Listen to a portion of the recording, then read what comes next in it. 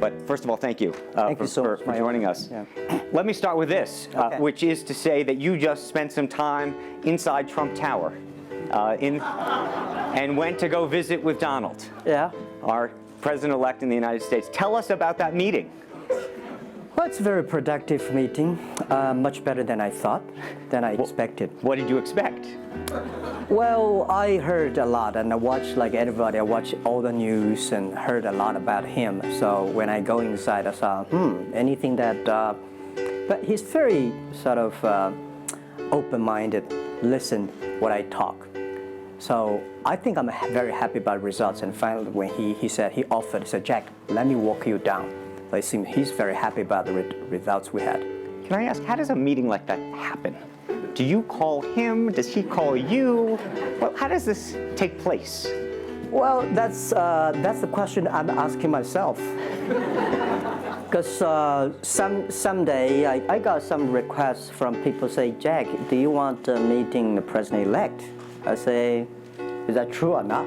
Because I'm not ready for that. Because I don't know what to talk about. And then a few days later, I got another request. I got several requests, and then I saw one email with a friend, and it's very sort of specific. I thought about it. I think, yes, maybe I should go and have a talk. And at least I think President-elect Donald Trump would be happy to hear what I want to talk about. So I went. And what did you tell him? Talk about the small business. Talk about agriculture products, talk about the trade between China and the USA. We especially focus on telling about how can we bring the small business in America, sell them to China, to Asia, through our network, which can create a lot of jobs.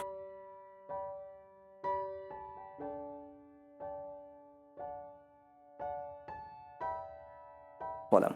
And you committed to create what you say is going to be 1 million jobs in the United States. Yeah, over the in next 5 years. Yeah.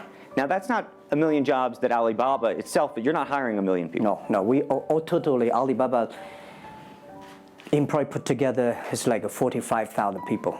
We cannot hire 1 million. I cannot imagine I can manage 1 million people. Explain to us how you think about the U.S.-China relationship, given some of the comments that Donald Trump has made about China being a currency manipulator. Did that come up during your meeting?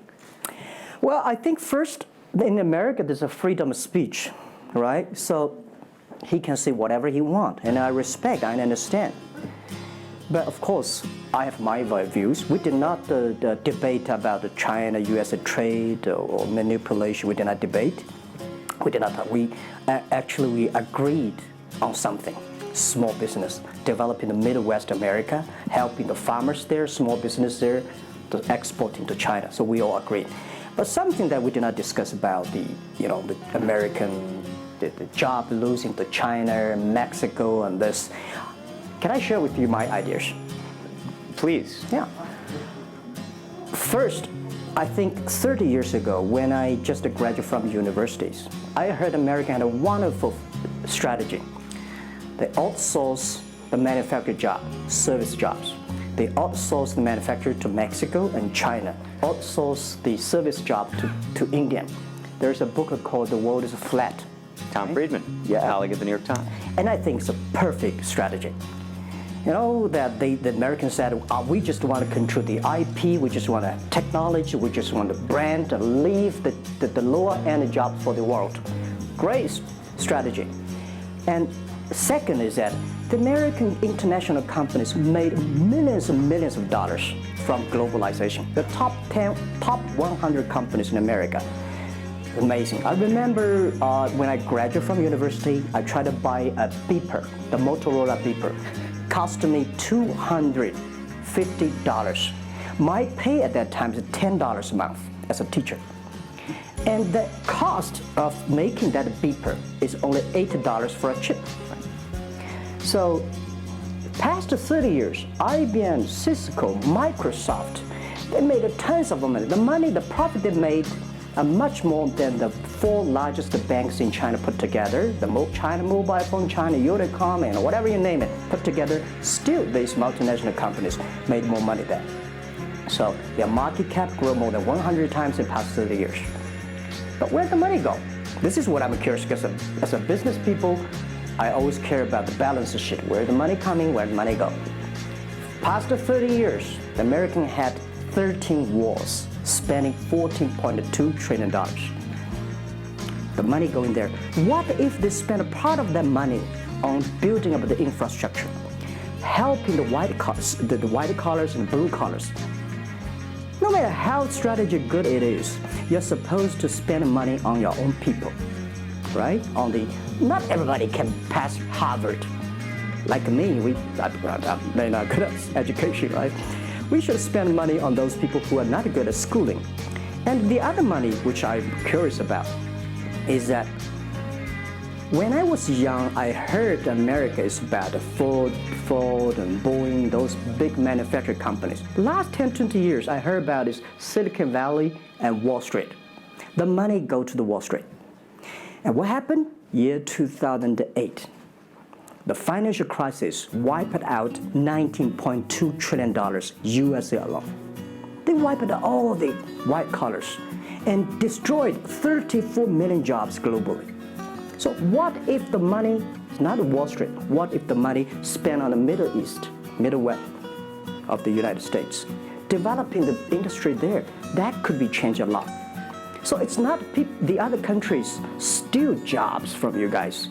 It is your strategy. Okay, but you do not distribute the money and things in a proper way. This is what I. And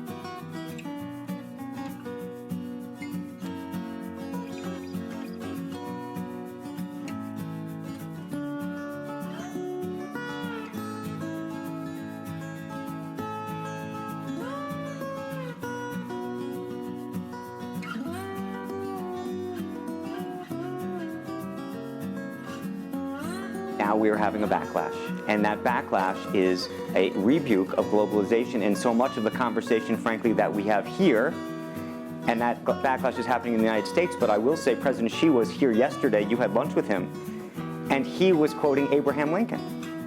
What did you make of that? Well, I would say that globalization is a great stuff. It's the USA, it's developed countries to teach us how to do globalization. I remember 2002 or 1 before China joined the WTO, everybody in China was worried. Me, I was worried. Because what if all the international products come to China, destroy our industry, and we have to lose a job? So convince the China, after 20 years, then you guys are say, this is a terrible thing. I believe globalization is good, but globalization needs to be improved. This is Donald Trump, President-elect, want to solve it, the problems. That globalization, I think, should be inclusive globalization. In the past 30 years, the globalization was controlled by 60,000 big companies. 100 years ago, globalization was controlled by several kings and emperors. What if next 30 years we can support 6 million business doing business across the board?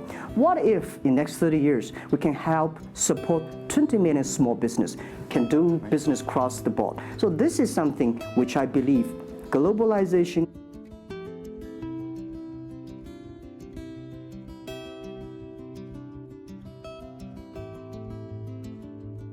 And do you think that the words of President Xi will happen in reality, which is to say that China has largely acted on its own behalf for many, many years, and now is effectively saying that the U.S. needs to continue acting on everybody else's behalf?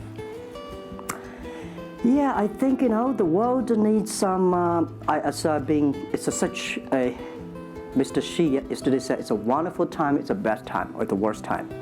The world needs a new leadership. But the new leadership is about working together. This is what I understand. We do not necessarily need one specific leader to teach us what to do, what not to do.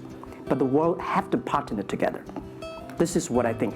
And I think as a Chinese, as a business people, I feel proud for what President Xi said yesterday.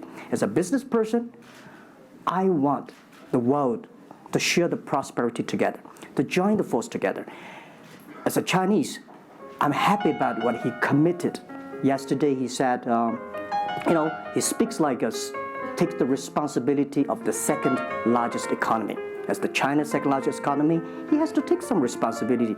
This is the first time I heard a Chinese leader make number commitment. He said, next 10 years, we are going to import $8 trillion.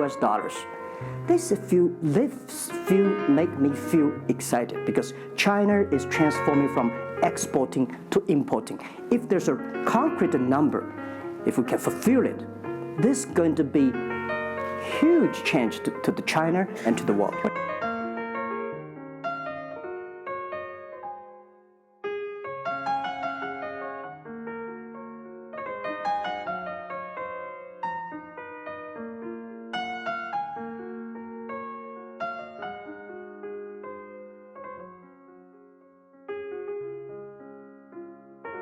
Don't you think that it's easier today for China to be interested in globalization because of the benefits that can accrue to China because you're continuing to develop than it is for countries that are, quote unquote, developed? Well, first, the WTO rule is not designed by China. It's not made by China. I would say there's something that I want to change. The WTO is designed, a lot of rules designed for big companies in the past 30 years, and only big companies can do it. And China definitely benefit a lot from opening. I think China should learn one thing, that we grow in the past 30 years. It's because we open to the world. If we continue to open to the world... Not fully. Okay. An American business that wants to effectively go into business in China has a very difficult time, has to partner effectively with a company that's there already. This is why I said China has problems too. The world has problems. And China definitely has a lot of problems. China should open, should be more confidence. This is what I feel yesterday. I feel the confidence of Mr. Xi that he is ready to open more to the world. This is what I suggest, that we should solve the problem by business community, right, by negotiation. WTO, China joined WTO for 20 years or 70 years, I don't know the number. But the past 2 years, that I think we as a business, we as a country, we as the world, we have to review something. Right. But not because unbalanced things, we stop it. You've been calling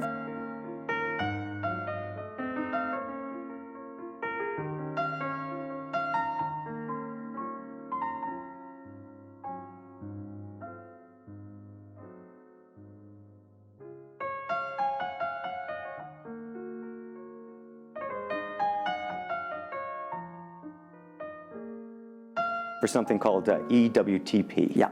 What is that? This is what I would talk about, is that the WTO was great, but they mainly designed for developed countries, big companies. There's no opportunity for small business.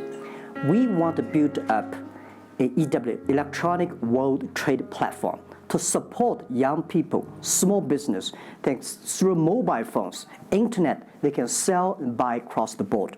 And the other thing is that WTO is a very interesting organization. When you put the Doha round, when you put 200 government officers in one room, ask them to agree on something, it's impossible. I can never imagine that they can agree on something together. Business should be designed by business people. So we believe EWTP should be something that the business people sit down together, agree on something, negotiate on something, and get endorsement from.